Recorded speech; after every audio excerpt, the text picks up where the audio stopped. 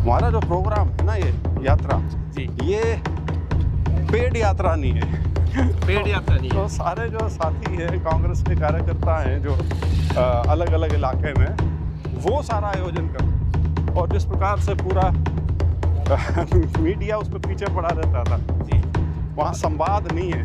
तो जब संवाद नहीं है तो ठीक है, वो कुछ ही कहते हैं ना, हरियाणा में कहते हैं नौकरियों में पर्ची खर्ची नहीं है। नौकरी तो पूरा जोश है हाँ, और बस थकने वाले नहीं हो आप। बिना जोश के इस तरह का सफर तय नहीं हो सकता, क्योंकि एक तो अपने आप में मैराथन है 7 महीने की, और दूसरा रोज की मैराथन है।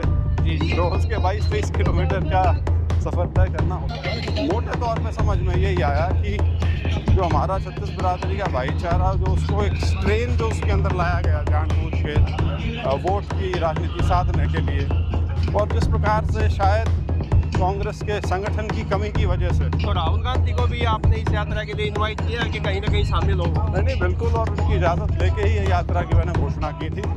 हमारा जो प्रोग्राम है ना, ये यात्रा जी, ये पेड यात्रा नहीं है।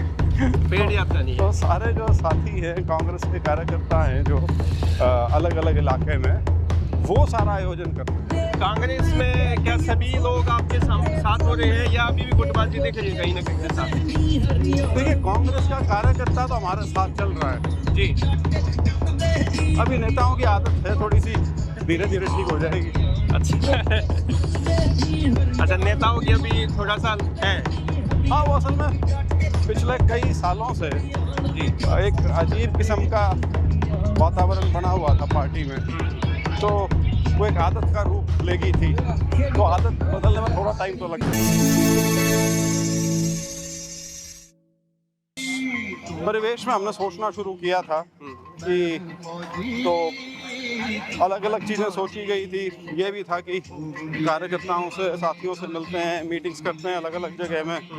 लेकिन फिर ये सुझाव आया कि क्यों ना हम पूरे प्रदेश की यात्रा करें, पैदल यात्रा, और ख़ास तौर पे जो मुद्दा है सामाजिक सद्भाव का, जी, उसको लेकर लोगों के बीच में जाएं। क्योंकि मोटे तौर पे समझ में यही आया कि जो हमारा छत्तीस बिरादरी का भाईचारा, जो उसको एक स्ट्रेन जो उसके अंदर लाया गया जानबूझ के वोट की राजनीति साधने के लिए, और जिस प्रकार से शायद कांग्रेस के संगठन की कमी की वजह से, कमी का संगठन ना होने की वजह से जो कमी खली इस चैलेंज का मुकाबला करने के लिए, तो इस यात्रा के माध्यम से ये था कि दोनों चीज़ों को हम शायद करीब ला सकते हैं।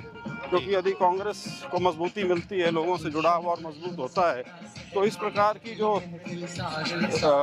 पॉलिटिकल एक कार्रवाई जो बीजेपी करती है समाज में, उसको भी रोका जा सके। अभी तक तो आप एज ए IAS ऑफिसर सरकारी गाड़ी में बैठ के गांव में जाते थे, हल्के में जाते थे, तो आप जब जमीन पे उतरे हैं तो आप 8 हल्के, आप आठवां हल्का आपका जी, आज तो आपको क्या नजर आया इन गाँव में, हल्कों में?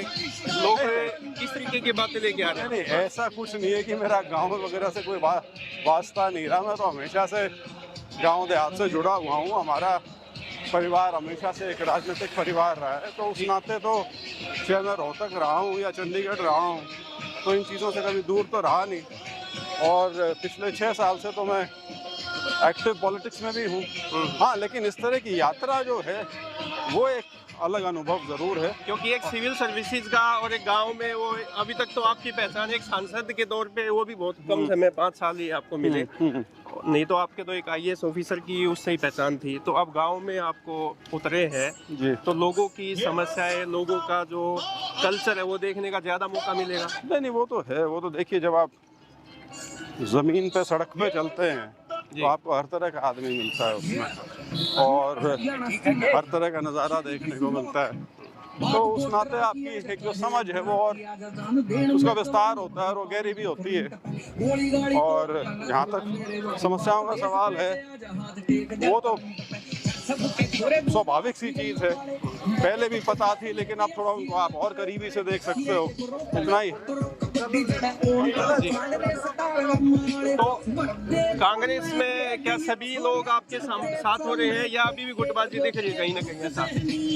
देखिए, कांग्रेस का कार्यकर्ता तो हमारे साथ चल रहा है जी, अभी नेताओं की आदत है, थोड़ी सी धीरे धीरे ठीक हो जाएगी।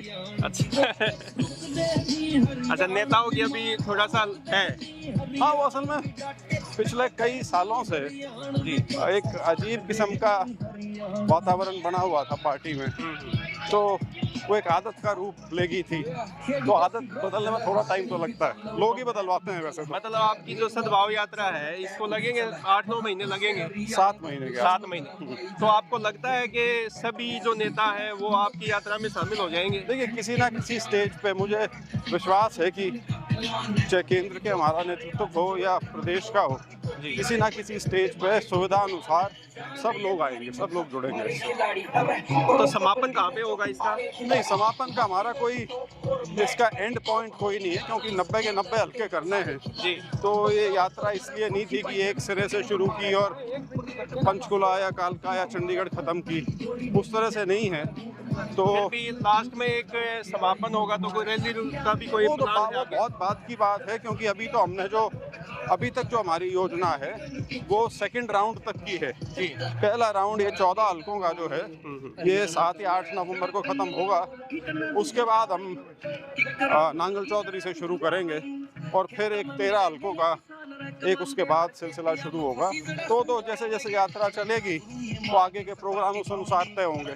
इतनी लंबी प्लानिंग 7 महीने की शुरू में ही नहीं की जा सकती। तो राहुल गांधी को भी आपने इस यात्रा के लिए इनवाइट किया है कि कहीं ना कहीं शामिल हो? नहीं, बिल्कुल, और उनकी इजाज़त लेके ही ये यात्रा की मैंने घोषणा की थी। वो बाकायदा उनसे बात की थी और न्योता तो हमारे नेता हैं तो स्वाभाविक सी बात उनको न्योता दिया है। हाँ।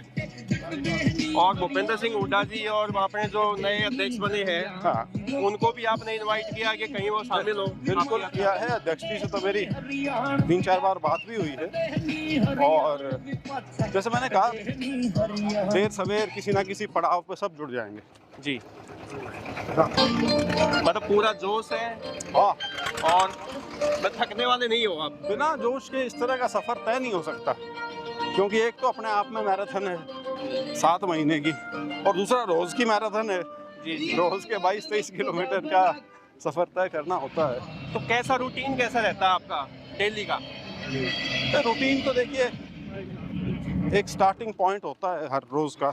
जी। वहाँ पे सब एकत्रित होते हैं सुबह और उसके बाद जो प्रोग्राम जो रूट बना हुआ है उस पर कई बार 7-8 गांव भी हो जाते हैं, कई बार कम हो जाते हैं। वो उस रूट के ऊपर निर्भर करता है कि उस रूट पे गांव, कस्बा, शहर किस तरह से आ रहा है, तो उस अनुसार वो चलता है और जगह जगह पे अलग अलग तरह के लोग मिलते भी रहते हैं उसमें। लेकिन हालांकि क्योंकि हमारा अभी तक का जो सारा क्षेत्र है वो मुख्यतः ग्रामीण है सारा, तो शहरी इलाका, जैसे हमने जींद का बाजार किया था, पूरा जींद शहर में से हम निकले थे, तो बहुत मतलब चाहे अलग संगठन हो, शेड्यूल कास्ट के हों, बैकवर्ड कास्ट के हों, खाप हों, हमको हर जगह से समर्थन मिला है।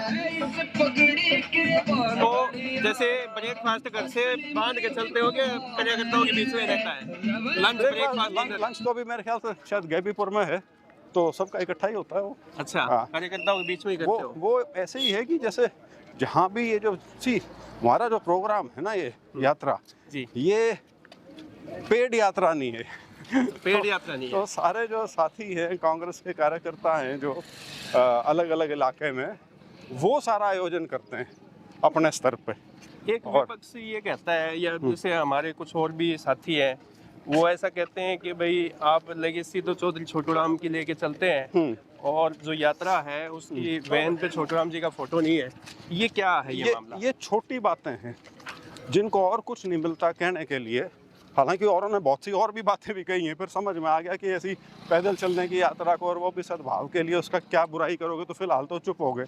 तो अभी एक नई चीज़ उड़ाई है कि अब मतलब जब आप झंडे पोस्टरों पर तस्वीरें देखना शुरू कर दो, इसका मतलब आपके पास सही मायने में आलोचना करने के लिए कुछ है नहीं, तो बहाने ढूंढे जाते हैं। तो उसी श्रेणी में मैं इसको लेता हूँ। और जहाँ तक सर छोटूराम का सवाल है, राजनीतिक तौर पे उनका नाम मेरे पिताजी ने कभी इस्तेमाल किया है जी। ना मैं कभी करूँगा। वो इन चीज़ों से बहुत बड़े हैं, वो पूरे समाज के हैं। पूरा जो उस समय का जो उत्तर पश्चिमी हिंदुस्तान होता था जी। उसके वो सबसे बड़े नेता रहे हैं, किसानों के सबसे बड़े हितैषी रहे हैं। तो उनको इस स्तर पे लाना कि पोस्टर नहीं लगा और फोटो नहीं लगा, ये छोटी बातें हैं सारी।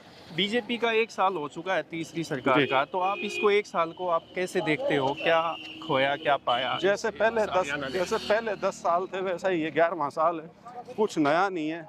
जिस डर्रे पे सरकार चल रही थी उसी पे चल रही है। आप खुद सोच के देखिए, क्या आपने सुना है कि युवाओं के लिए उन्होंने कुछ कहा हो कि बेरोजगारी को कम करने के लिए हम कुछ करेंगे, या ऐसा कुछ कहा हो कि हमारे युवाओं को रोजगार के लायक सक्षम करने के लिए हम कुछ करेंगे? कुछ नहीं है, किसानों के लिए कुछ नहीं है उनके पास। लेकिन हाँ, राजनीति करते हैं समाज को किसी प्रकार से बांटने की, काटने की, उसमें उनकी महारत जरूर है। आप IAS ऑफिसर रहे हैं, जैसे जी। वाई पूरन कुमार ने सुसाइड किया और उसमें कुछ आला पुलिस अधिकारियों और IAS ऑफिसरों पे आरोप लगाए करप्शन के जी और प्रताड़ित करने के। जी उसके बाद एक ASI ने भी सुसाइड किया। जी। इस घटना, ये जो 2 घटनाएं हुई है, इसको आप कैसे देखते हो? कैसे ऑफिसर, IAS ऑफिसर, आपका इससे काफी लंबा अनुभव रहा है। ये आपको ये दिखाता है कि बल्कि इससे हमारी यात्रा जो है उसका जो उद्देश्य है वो इसी में नज़र आता है, इन 2 घटनाओं में, कि समाज के अंदर की कड़वाहट जो है, जो द्वेष है, वो अब इस कदर घर कर चुका है कि पुलिस का प्रशासन जो है सारा का सारा बिल्कुल शीर्ष स्तर पे भी अगर उस पर जाए तो वहाँ इस तरह की घटना घटी है जहाँ पे सभी शीर्ष अधिकारियों की संलिप्तता नज़र आती है। और इसीलिए मैं इसमें यह मानता हूँ कि किसी भी प्रकार की पुलिस की इन्वेस्टिगेशन या इंक्वायरी से कभी कुछ नहीं निकलेगा, क्योंकि पूरा पुलिस संगठन जो है उसके ऊपर ये बहुत बड़ा सवालिया निशान खड़ा करता है। और जब पुलिस ही इसको इन्वेस्टिगेशन करेगी तो स्वाभाविक सी चीज़ है, उसको ढकेगी, उसके ऊपर पर्दा डालेगी। तो अगर बीजेपी का जो ये जीरो टॉलरेंस करप्शन का एक जो नारा है, उसको आप कहाँ तक देखते हैं? क्या सही है वो? इलेक्टोरल बॉन्ड्स पता नहीं कितने हज़ार करोड़ इकट्ठे कर गए, इलेक्शन में जितने ज़रूरत होती है वो सबको पता है। कौन सा आज के दिन देश में जिला है जहाँ पे इतनी भव्य इमारतें उनके दफ्तरों के रूप में ना खड़ी हों? तो ये तो जुमले वाली पार्टी है। और ये कभी ना भूलें, ये पार्टी करप्शन का जहाँ तक सवाल है, आप ये बताइए इन्होंने आज तक किसी चीज़ का जवाब दिया है? आप कितना ही चलाते रहिए, कोई पार्टी ऑपोजिशन कितना ही चलाती रहे, भ्रष्टाचार के मामले पर जवाब देना भी उचित नहीं समझते। प्रेस कॉन्फ्रेंस तो आज तक खैर की ही नहीं है जी। लेकिन जवाब देना भी उचित नहीं समझते। बहुत से एलिगेशन लगे हैं लेकिन एक चुप्पी साध रखी है। और उसका शायद कारण ये है कि जो यूपीए की सरकार थी, यूपीए 2 खास तौर पे, जिस प्रकार से हर चीज़ में वो सफाई देते थे और जिस प्रकार से पूरा मीडिया उस पर पीछे पड़ा रहता था, जी। आज के दिन स्थिति ये है कि ना कोई सवाल पूछने वाला, ना कोई जवाब देने वाला। जब सवाल पूछने वाला ही नहीं है और जवाब देने वाला ही नहीं है तो वो सिर्फ एक तरफा बयानबाजी करते हैं, वो वहाँ संवाद नहीं है। तो जब संवाद नहीं है तो ठीक है, वो कुछ ही कहते हैं, हरियाणा में कहते हैं नौकरियों में पर्ची खर्ची नहीं है। नौकरी नहीं है, पर्ची खर्ची का क्या मतलब जिक्र कर रहे हैं? ये नौकरी कहाँ है? और जहाँ तक पर्ची खर्ची का सवाल है, जरा HKRN वालों से पूछो क्या गोरख धंधा है वो। तो यूं ही हवाबाजी है। सीएम काम करें या सुपर सीएम काम करें? जब सीएम ने खुद ही कह दिया कि मैं तो चपड़ासी की भी बदली नहीं कर सकता, तो इसमें मैंने तो कुछ कहने की या किसी और को कहने की ज़रूरत ही नहीं। सीएम ने खुद ही मान लिया कि मेरे बस में तो बस का कुछ है ही नहीं। तो दोस्तों, आज हम सद्भाव यात्रा में हैं और बलजिंदर सिंह जी से हमने बातचीत की है। बलजिंदर सिंह के देखो कई किलोमीटर पैदल चल चुके हैं लेकिन चेहरे पे थकावट बिल्कुल भी नज़र नहीं आ रही है। और अभी कहते हैं कि मैं ना थकने वाला हूँ ना मैं रुकने वाला हूँ। 7 महीने यात्रा ऐसे ही चलेगी और कांग्रेस के जो है सभी कार्यकर्ता इस यात्रा में साथ जुड़ते चलेंगे और आखिर में कांग्रेस एक हो जाएगी, ना गुटबाजी रहेगी और ना कोई दगेबाजी रहेगी। नमस्कार, आपने समय दिया, आपका बहुत बहुत धन्यवाद। थैंक यू, धन्यवाद बहुत बहुत।